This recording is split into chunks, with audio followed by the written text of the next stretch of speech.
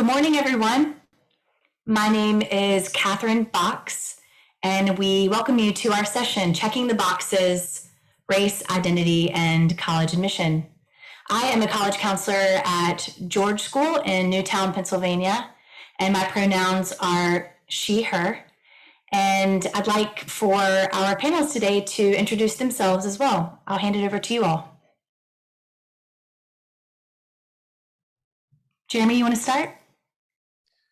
Yeah, hello, everybody. My name is Jeremy Branch. I'm the Senior Assistant Director of Enrollment Management at Penn State University. I am also the recent past president of the Pennsylvania Association for College Admission Counseling. It is so incredible to be with all of you this morning for this discussion. Hi, good morning, everyone. My name is Peaches Valdez. I am the Dean of Admission at Hamilton College in Central New York, and I use she, her pronouns. Good to join you this morning. Thanks for spending your Saturday with us. Good morning, everyone. I'm Kimberly Romero. I use she, her pronouns. I'm the Assistant Director of Admissions for Diversity and Access at Elon University in Central North Carolina, and very excited to share a little bit more about ourselves and the college admissions process with you all today.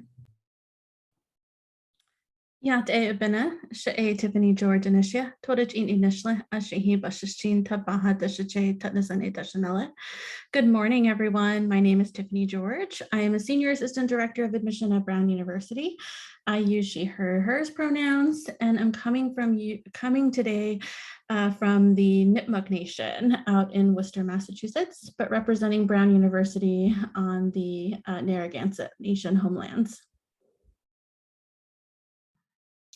Thank you all so much for those introductions. And I want our students and families attending today to know that you can use the Q&A feature to pose some questions. We'd love for this to be as discussion driven as possible, and we'll do our best to get to all of your questions. But to our panelists today, let's start with some deeper introductions. Could you begin by sharing a little bit about your own college search and admission experience, and how did identity play a role in your own process? And why don't we start with Tiffany? Yeah, happy to start. So I'm a citizen of the Navajo Nation and grew up in Utah. I'm also the first in my family to attend college. And it was, I think, in the college search process, it was definitely a mix of trying to find communities where I would feel comfortable with, but also kind of meeting very high expectations at home in terms of like what they kind of expected of me as the first one to go off to college in the family. So it was a balancing act. I think I grew up in northern Utah, so not growing up on my own reservation, but I was very comfortable and familiar with not being in predominantly native spaces. And so I had the understanding that I was likely going to go to a college where I was often going to be the only native in the classroom, going to be the only native in different spaces. So I don't think that worried me too much in terms of the colleges I was looking for, but it definitely affected my experience when I was at Brown. So I went and chose Brown. I'm also a Brown alumna. And part of that choosing Brown was connecting with Native students who were there. And so I didn't know too much about Brown beyond it was a good school. It was in New England.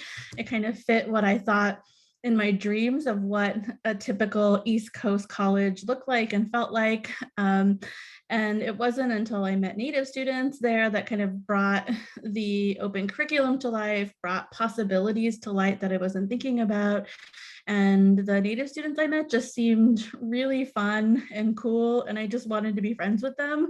And that's kind of ultimately how I went with that choice of Brown. But it in terms of like the identity piece of it in the college application process, I don't think it played too much a part into who I was, because I was very familiar with my Native identity, with my cultural background. And so sharing that in the process came, I think, pretty natural to me in a way that it might not be for many students. Thanks for sharing that, Tiffany. Why don't we hop over to Kimberly?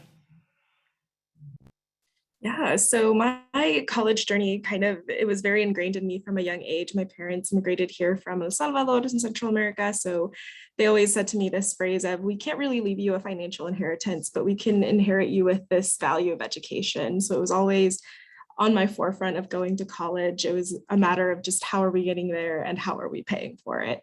So throughout my high school years, I was presented with the opportunity to actually join a college access and success program at Elon called the Elon Academy. So I spent my high school summers living on campus and really embracing the journey and getting to know a little bit more about what I had to do to prepare for that moment of my senior year. And then all these great colleges were on my list. I was so driven to do well and get admitted to as many as I could. So I think I sent out maybe like 40 applications in my senior year. I had a lot of yeses, some nos, some defers. So it was all a learning process. And my parents along the way were very supportive, but it was also just this matter of they hadn't received a traditional four-year residential college experience. So it was more limited in that kind of support that they could provide on that side. My mother was also under temporary protected status. So filing for financial aid was also another kind of interesting thing to navigate, of gathering all the financial documents, the W-2 forms that you need for your FAFSAs and your CSS profiles. So it was interesting to navigate that and gain those as a first-gen college student as well. And I had a little brother at the time who was also very observative and taking account of all of this. And he's actually a senior this year. So it's very helpful to now be able to guide and help throughout that process. But ultimately, I kind of took my identity into account in selecting my college by looking at a couple of different things. One of them was primarily that I'm a Latina woman. So I'm looking at what other resources are there for Latinx and Hispanic students. And then safety was another matter that kind of was on the forefront of my mind as a young woman on a college campus. I was interested in knowing more on that side of things. So I ended up selecting Wake Forest University here in North Carolina. A really great experience, certainly a predominantly white institution, which was also interesting to navigate and certainly relate to those moments of being that one student, one of one in many classrooms, and having to be that person sharing the diverse perspective on a certain topic. So it was interesting to navigate it that way. But on the scholarship side of things, it also was something that I was keeping in my search bar of scholarships specific to my identities. So certainly recommend taking all of that and reflecting as you navigate your own college process as well. Thanks for that, Kimberly. Peaches? Sure. Thanks, Catherine. So I share a lot of experiences with Kimberly and Tiffany have already gone. So my parents immigrated from the Philippines. They were educated in the Philippines. They immigrated here. And so similar to Kimberly's comments, education was an automatic next step. Wasn't, uncertainty as to what that type of school would be, but definitely high school was not going to be my terminal degree. And so I have an older sister, and during that process, I traveled a lot, as any younger sibling would, going to a lot of colleges and universities and taking a lot of tours. And she was looking specifically at small liberal arts colleges. And that was something I did not want to look at. I grew up in rural Pennsylvania. My town was 4,000. I wanted a large, I grew up in Pennsylvania. So actually, I was looking at Penn State. I was looking at schools like University of Michigan and Notre Dame and Columbia and NYU. So for me, like starting the college process, it was very much the opposite of what my older sister and my family thought I should be in. They thought smaller communities would probably be better. In the end, after doing a lot of soul searching and reflection, I ended up looking and focusing on small liberal arts colleges. I wanted the things that I appreciated about high school: having close connection with teachers, having a good cohort of friends, being able to participate in a lot of activities and be involved and seek leadership. All of those things played a role in my college process. In terms of my identity, that played a role as well. As I said, I grew up in a really small town where there were very few families of color. So growing up with very much in a very strong sense of my cultural identity, being Filipino American, speaking the language at home. For me, I wanted that. At the same time, I had never experienced it with a large population. So the idea, so it was this weird sense of cross-cultural struggle of like being in predominantly white communities and being able to navigate that, but at the same time wanting to be in a place where my identity was going to be valued and celebrated. So in the end, I applied to schools outside of Philadelphia. I had relatives there, and I think, for that was really important, having family at least accessible should something happen. I also, for me, as being, a young woman of color, I wanted to have strong mentorship. I had I had mentorship in my family, but I wanted to be in a community that really embraced that. And in the end, I ended up applying early decision to Bryn Mawr, which is outside of Philadelphia. And to me, it was an amazing experience. It was a place that there were more people of color I'd ever seen before, even though it is a predominantly white institution. There were more students of color there. There were people who spoke my language, and there were also faculty members. And to me, that was something that was really important, that I was automatically embraced by faculty members, by students who shared identity and cultural connections with me. So it played actually, at first when I thought about it, in the college process, it probably didn't play as a significant role, but as an entering senior in high school, it became even more apparent of what I wanted in a college education. I wanted it to be very different. It was actually also the focus of my college essay, the important big college essay. I talked about where I was growing up and why I needed to be in a community that valued diversity and valued what people were bringing to their table, regardless of what it was, the importance of difference in building these communities. So I think that in the end, as I think about it, it played a significant role. The cultural connections I have, my parents' upbringing, their focus, all of that came in when I was applying to colleges. And to me, it was probably the best decision I've ever made in my entire life. It clearly set me on a path to where I am now, but in a sense of finding community within the Asian Pacific Islander community has even been reinforced, being part of that. And a lot of it started in my college education. So. Thanks so much, Peaches. And Jeremy. Yeah, so my college search was all over the place. It was crazy. And I think I was originally kind of put some fear into my parents because my sister's 6 years older than me. And she was one of those people who at 14 said, oh, I want to go to college. I want to be a nurse. And then she went to college as a nurse. And now she's 43 years old. And guess what she is? She's a nurse, right? And so like my sister was like she was on that path, man. And then here I come and I'm like, I don't know. I don't know where I belong, what I want to do. And so I think like a lot of people, and Peaches kind of talked about this, I fantasized about large at first, right? Because I'm a sports nut. And when you're watching those football games on Saturdays, when you're tuned into the NCAA tournament in March, a lot of those schools that are like deep in the playoffs or deep in the Final Four, they're typically larger schools, right? And so I fantasized about that. But about halfway through my senior year, I had this awakening. I was visiting some of these college campuses that were on the larger side that I was admitted to, and I didn't feel as comfortable as I thought or as I expected. And this threw me for a loop, because if that's not what I want, then what in the world am I doing? What do I want? I started to really wonder about that. And it was at that point in time, like you sit down, you have this fuller conversation, more of an honest conversation with your family and people around you. And I started to realize, like, I think I belong in a place that's smaller. And so not only did I wind up eventually attending a university I never planned on attending, which was Penn State. I grew up hating Penn State, and all of a sudden I attend Penn State, but I wound up attending a smaller Penn State campus and graduating from a smaller Penn State campus. So it's just amazing how this journey, where it can take you, which is also one of the, I think, the more exciting parts if you allow it to be.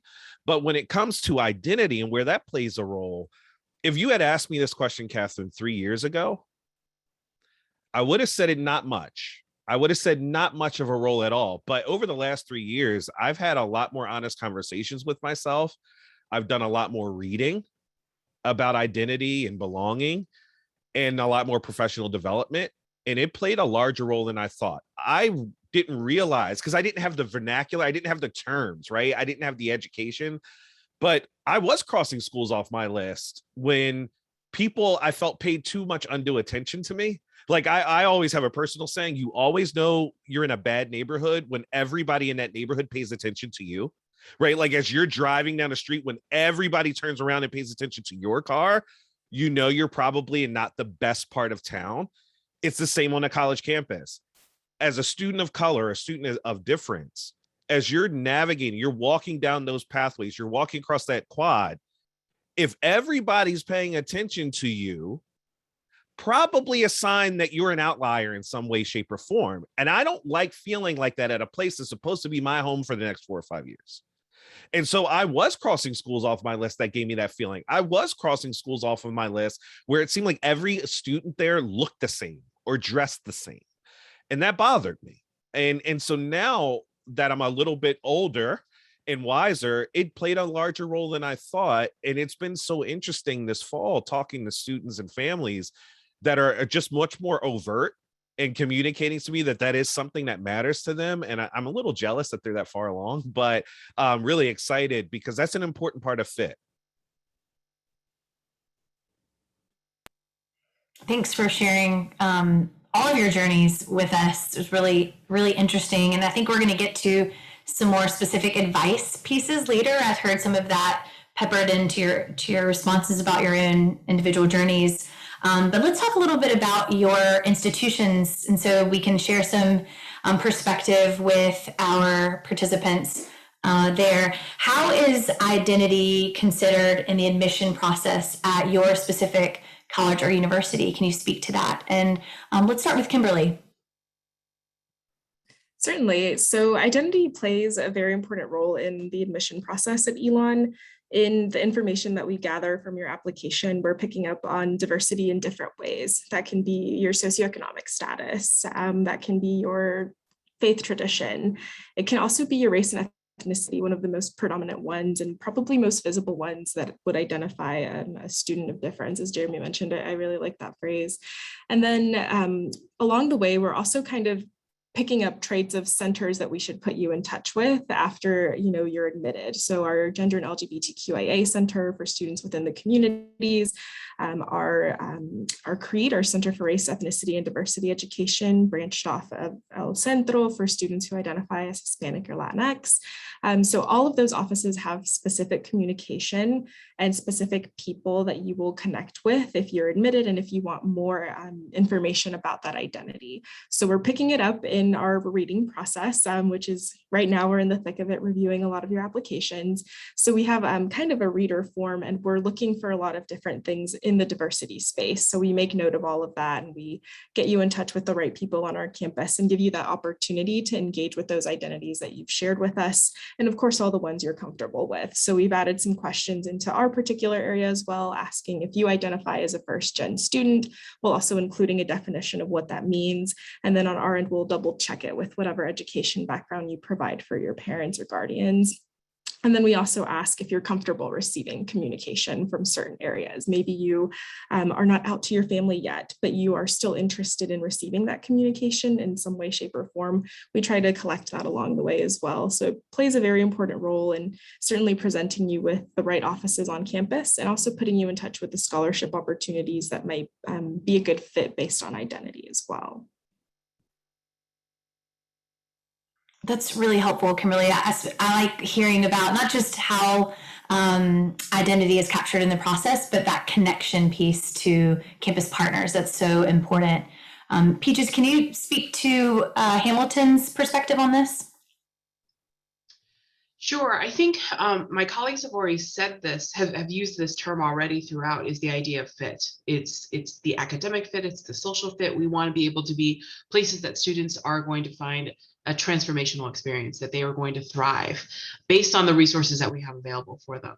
And so every school is going to slightly differ in terms of how they use that, what we are legally allowed to and permitted to use, but how do we best support students in general? And so for us, I think definitely we are 100% required residential campus. So it's for us, we value that experience of what the diversity of people are bringing in.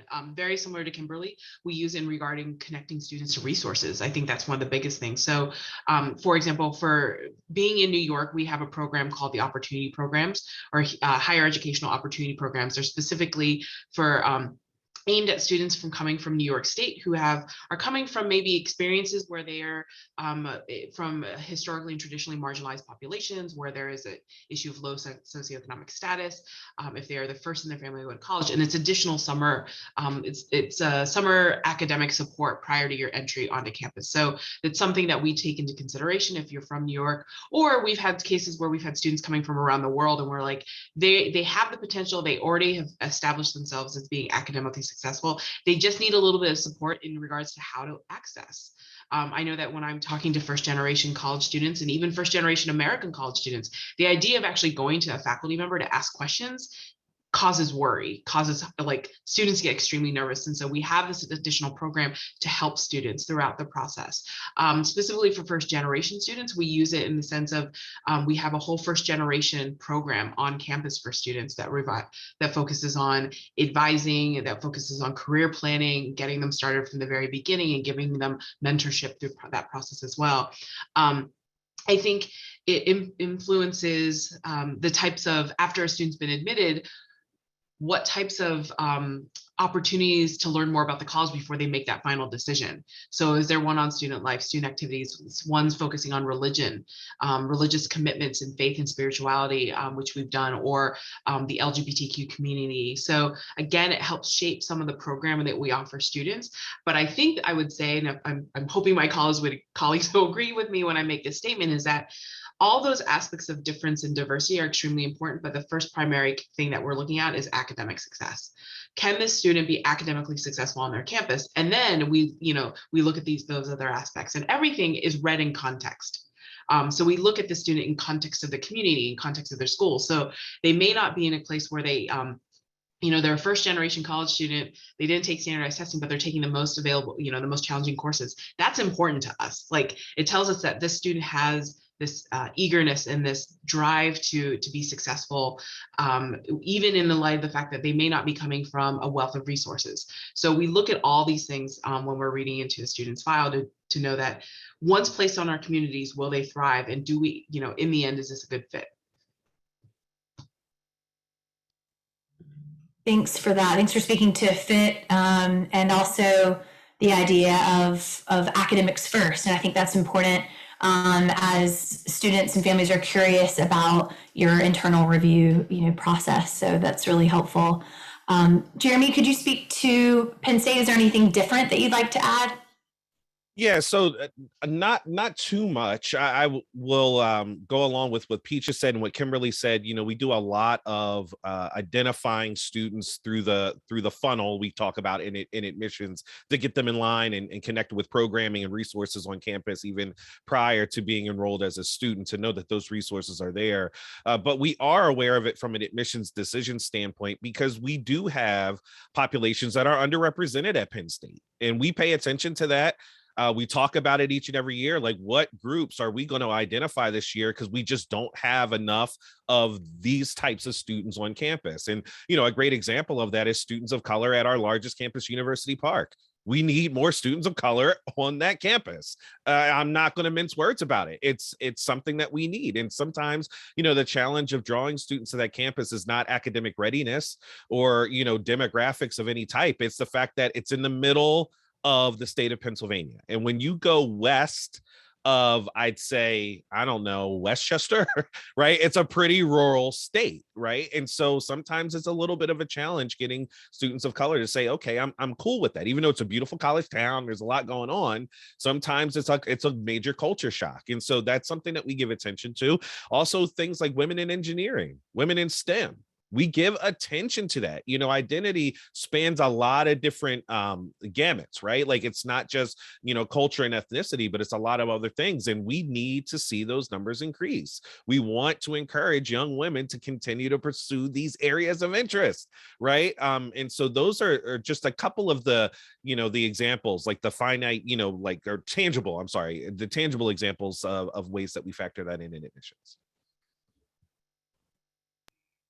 Thanks, Jeremy. That's really helpful in terms of what's particularly unique at Penn State and some of the internal goals and challenges that you all are facing. Tiffany, would you like to add anything in terms of Brown University's perspective on this?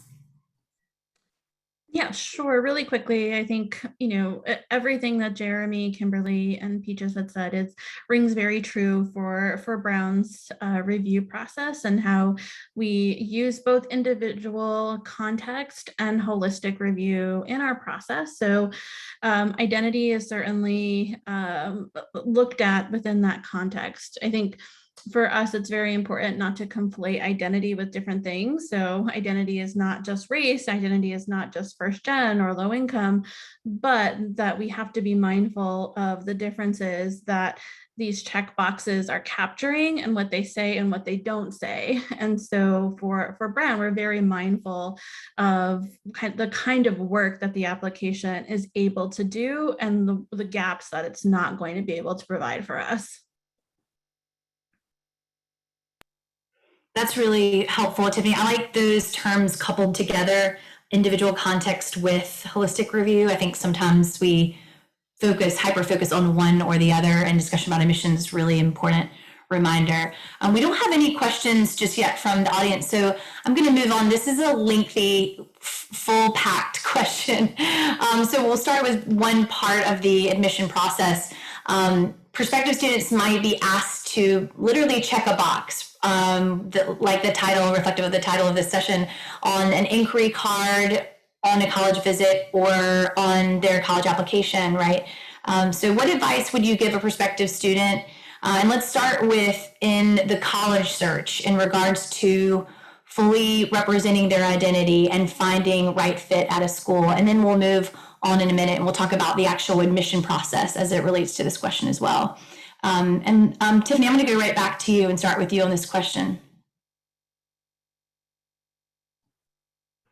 Sure. In terms of the college search process, I think it's important to cast, a wide net, to lean on the resources that you have in your school to learn more about colleges that might not have expected to be a match for your interests, to be a match for kind of your goals academically, but also to kind of see the ways in which community is fostered and promoted on that campus. I think each campus is going to have different ways, whether it's different programming over the summer, whether it's going to be different centers that exist to kind of provide community spaces, to different mentorship programs. I think the way in which the campus and the university and the college is investing in that in a sense of belonging and inclusion is something that I think it speaks to kind of what the experience will be like. I think as much as possible to try and connect with current students is also incredibly important. I think to hear kind of on the ground, unfiltered, what it's really like in the day-to-day is incredibly helpful in the college application process, because I think while my colleagues here are representing one lens of the admission and the college search process, I think the day-to-day is going to be just as important, and where you're able to find those spaces where you're able to be your full self, knowing that a lot of highly selective institutions, just colleges in general, are going to be predominantly white. And kind of the reality of code switching, to lack of a better term, it is something that is going to be a part of that experience. And code switching is kind of holding back yourself in different ways, or being or sharing different parts of yourself and the way you approach the world depending on the spaces that you're occupying. So for example, like how you're speaking and interacting with your family in one space is very different than how you interact in a school, in your high school, or in, for example, like in your job. So those differences of who you are is that code switching. And I think how often you're going to have to do that and how often students have to do that is a conversation to definitely have early on in that college search process. So I think those are some of the things that I would recommend doing. I'm sure my colleagues have also really wonderful advice as well. Thanks for that, Tiffany. I think the importance of that unfiltered perspective, not just showing up for the big open house or going on the campus tour, but listening to conversations in between those designed designated spaces is really helpful. And also thanks for defining code switching for our participants today. Kimberly, could you speak to this as well, the search part of the process and identity? Certainly, I echo a lot of what Tiffany said. It's so important to be aware of that. I would also encourage students to really take a pause, take a beat to maybe self-reflect on what those identities are that you really want at the forefront of your college experience. So really taking into account those identities that you want to continue and carry through your college years, and then look at colleges that maybe have those specific resources for you, colleges that maybe are geographically of interest to you. I know Peaches earlier mentioned too, just kind of wanting to leave the area or explore different college campuses. So certainly take that into account. Look at all those factors that will kind of make and shape those 4 years ahead of you. And consider what the faculty looks like as well. I would say that's also very important. If you have a chance to sit in on a class, I know this past year we learned the power of virtual experiences, so we can really present that opportunity to you. If you have a particular or specific admissions counselor, don't be afraid to ask questions along the way. We are constantly on our email, so please send those our way. We will see it one day or another. You will hear a response, I promise. Follow up with us, let us know. But we can connect you with all those resources on campus as well. That admissions office will be a really great connector to the greater campus if you're not able to physically be there and take a tour or listen to those pauses in between and explore that area. So definitely taking a minute, even if it's on your weekends, just for an hour to explore and research what different support offices those campuses may have and what those identities are that you really want to be extra supported in as you attend and select those colleges, or even as you select to even apply to them, keeping all of that in mind. That's really helpful, Kimberly, and that's a nice segue into the next part of the process, the actual application process, and representing one's full identity and how to really do that and navigate that in the application. And Peaches, I'd love to start with you because you actually touched on your own, college essay on that a little bit earlier. Can you speak to that part of the process for students? Sure. Thanks, Catherine. I definitely, my colleagues Tiffany and Kimberly, I echo and ditto everything they said in regards to the college search. In regards to the admission phase and the process, I think we all feel that your application should be a representation of who you are in all of its facets. And in the end, you're trying to share your voice and your narrative, your story with an admission committee. And in that process, determining why you would be a good fit for that institution. So I think it's important to incorporate your identity in it. It's influenced who you are. It's influencing your choices of schools. It's influencing what you feel you need to be successful, whatever and however you define success. So I think students take, students will use those demographic boxes to check off the multiple identities that they have. They'll look at the institutional questions, the additional questions that an institution may ask that, as Kimberly was mentioning earlier, about how do we best support a student through this process. So it might be based on religion, or it might be based on another form of identity. And then, we see it a lot in the essay. That's where students feel this opportunity to really share their story about it can't be explained in just a box. It needs to be explained in this longer version, in which is giving context, it's giving background. And so I think students tend to use that space as an opportunity to do that.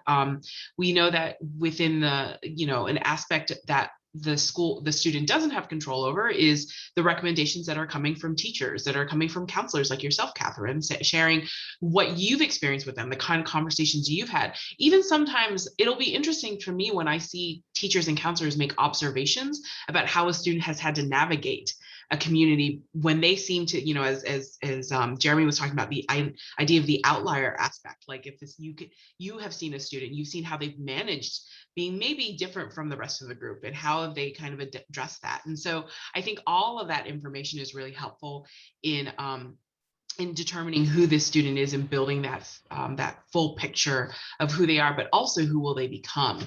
I think I think we definitely tell students that we want them to be their authentic selves. So this is a great opportunity for them to do that. If this is something that's really important for you, your upbringing, your cultural identities, your heritage, then you should bring that up as part of who you are, because it's not something you have to check at the door.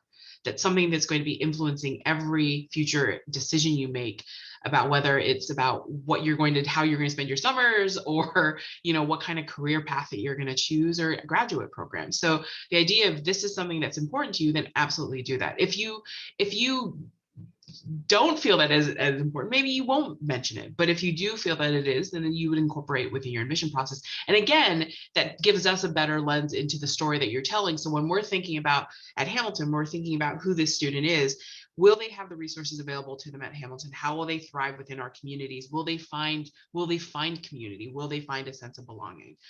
Because those are always the things that are in the back of my head. Like, if I admit the student, will they find a community here that will welcome them? And that's, it's always in the back of my head when I'm thinking about students. And I get it a lot. I get a lot of the information from the personal information that they're submitting, whether it's their club activities or whether it's their essay or what their school is saying about them. That's really helpful. And I like this idea of becoming, right? That identity isn't stagnant, and that students are bringing an intersection of identities to a college campus, but that they're in this process of becoming as well. This is really, really interesting. Jeremy, would you like to touch on this as well, the actual admission process? And you talked a little bit about this realization that you'd had just in the last few years too. So be interesting to get your take on that, but also on Penn State's perspective. Yeah, I think this is a great question. I mean, when you sent all these out, Catherine, I was like, oh my goodness, I can't wait to have these conversations and hear what everybody has to say. And, one of the things I would say to students is, if you're hesitating to disclose any of these pieces of information, any aspect of your identity, sit in that and ask yourself why, right? Because sometimes it's not just about, oh, is it something that relates to how you feel about yourself? But it could mean that you're discerning something about the institution you may be ready to apply to that's not sitting right with you, right? Like if you're already code switching before you're even on campus, right? Or tempted to do that, ask yourself why that is, right? Because my thing is this: I need to be comfortable here. We're all looking for that silver bullet that gives us an indication of what leads to overall student success in college. And there's so many different things, but I'm a firm believer that comfortability is the foundation of all student success, because when you're comfortable on campus, you tend to wake up in a better mood. That leads to you going to class in a better mood. When you're in a better mood in classroom, you retain information better. When you retain information better, you perform better in your classes. When you perform better in your classes, your GPA goes up. When your GPA goes up, you have more internship and job opportunities. But the foundation of that was whether or not you were happy where you are. And so if I'm going through the college admissions process tomorrow, let's say I get in a time machine at Penn State's building through our College of Engineering, I go back in time and I get to do this all over again.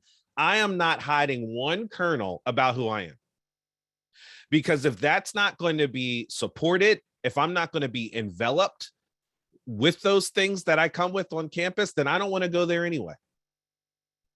And it's been so interesting to me, because over the last couple of years with the racial reckoning and all of these things that have been going on within this country, we'll use this just as the context, the United States.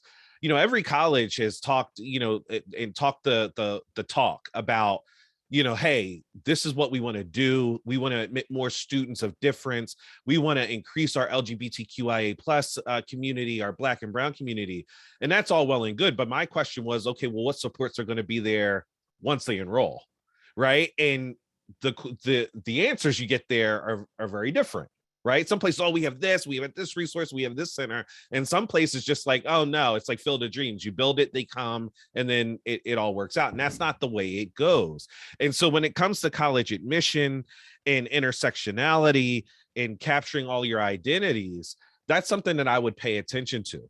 Now, we at Penn State, we've made some major strides in allowing students to capture all of these identities just this year in the student's profile. If they have a dead name, they're allowed to identify by something else outside of that dead name. You know, in the past, that was not the case because everything's linked to it, right?